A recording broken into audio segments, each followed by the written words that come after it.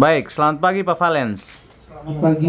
Iya, kita sudah dengar cerita sharing dari ujung timur ya, Flores Timur, tentang pendampingan belajar dari rumah ke rumah. Sekarang giliran Pak Valens boleh sharing sedikit pendampingan siswa di Kecamatan Wulanggitan ya, perbatasan dengan Kabupaten Sika, berkaitan dengan pendampingan anak dari rumah ke rumah belajar di tengah pandemi COVID-19 ini. Silakan. Ya, baik, terima kasih atas kesempatan yang diberikan.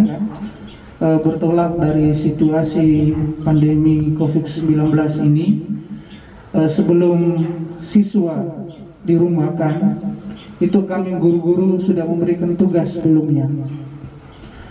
Dalam proses perjalanan, kami mengalami kendala karena pola pikiran siswa dirumahkan itu adalah libur, sehingga tugas-tugas yang kami kasih sebelum libur, sebelum dirumahkan, itu kebanyakan siswa tidak mengerjakan. Ketika hal ini saya melihat, saya mencoba membuat dua metode.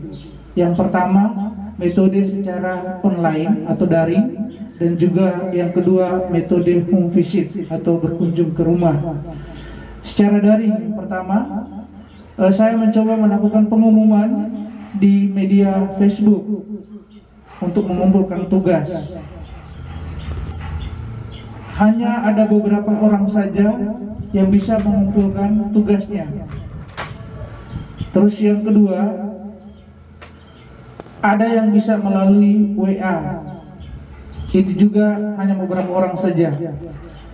Karena saya mendampingi siswa itu 180-an lebih.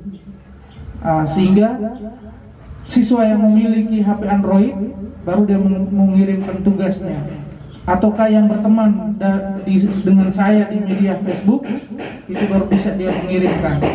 Ada juga orang tua yang berteman, itu juga yang mengirimkan. Tetapi siswa yang tidak mengirimkan, maka terpaksa saya harus turun home visit ke rumah. Metode yang saya buat home visit ini, saya berkunjung ke satu anak, terus saya meminta bantuan anak tersebut untuk memanggil teman-teman yang lain, paling tinggi 5 atau 6 orang di satu wilayah. Karena di Boru, Kecamatan Wulanggitan, itu wilayahnya berbeda-beda. Sehingga 5 orang kita kumpulkan jadi satu, terus saya hanya memeriksa pekerjaan mereka saja. Untuk memberi tugas tambahan, itu saya sudah melalui media.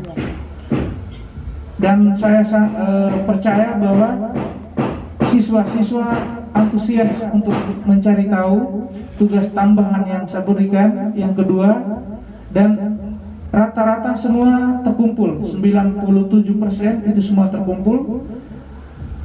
Sehingga kami terakhir penilaian, itu semua nilai sudah masuk semua. Dan semua nilai ini juga sudah diberikan kepada wali kelas. Sehingga kendala yang saya alami di sini, itu ketika metode pertama secara daring, itu siswa yang tidak memiliki HP Android itu ada yang mengeluh, "Pak, kalau kami tidak memiliki HP ini bagaimana? Kami pinjam juga orang tidak kasih." Nah, ini yang menjadi kendala. Terus kalau misalnya kunjung ke rumah, itu ketika saya turun, saya alami satu kali ketika saya turun, itu siswa tidak ada di rumah. Apalagi musim-musim panen begini, mereka ke kebun, akhirnya tunda lagi. Sebelum tunda, saya kasih pesan, kalau boleh sebentar datang, minta dia ini untuk bertahan dulu, supaya malam saya datang lagi. Bahkan pembelajaran saya lakukan pada malam hari ketika saya ada di Boru. Terus kalau siswa yang jauh, atau kayak saya ke rumah dia tidak ada, saya titip nomor WA.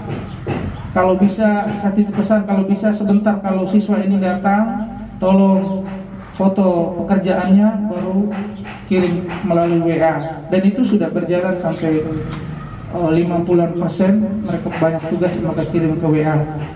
Itu untuk nilai pengetahuan. Nilai praktek juga saya kasih mereka praktek melakukan percobaan Gunung Merapi. Itu juga sudah banyak siswa yang kirim percobaan itu dan cukup berhasil. Dan nilai keterampilan yang saya ambil itu berdasarkan dari praktek yang mereka lakukan.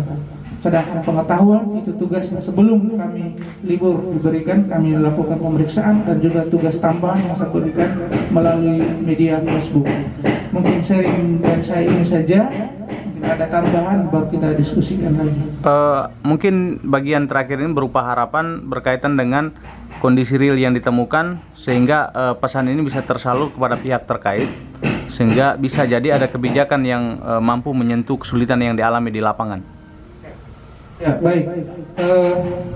Untuk pesan saya kepada pihak pemerintah, baik dari kabupaten sampai ke pusat, sekiranya kebijakan-kebijakan yang diberikan oleh pemerintah agar bisa menyeluruh, merangkum semua, sehingga semua siswa atau orang tua juga bisa merasakan. Jangan sampai kebijakan itu dikasih cuma mereka yang memiliki HP Android, ataukah cuma mereka yang memiliki dana. Seperti sekolah, saya ambil contoh kebijakan terhadap dana bos untuk pulsa, tapi sayang banyak siswa. Kalau siswa sedikit mungkin, tapi kami yang mayoritas siswa banyak pasti tidak mungkin. Sehingga harapan saya kebijakan dari pemerintah menyeluruh supaya dirasakan semuanya. Terima kasih.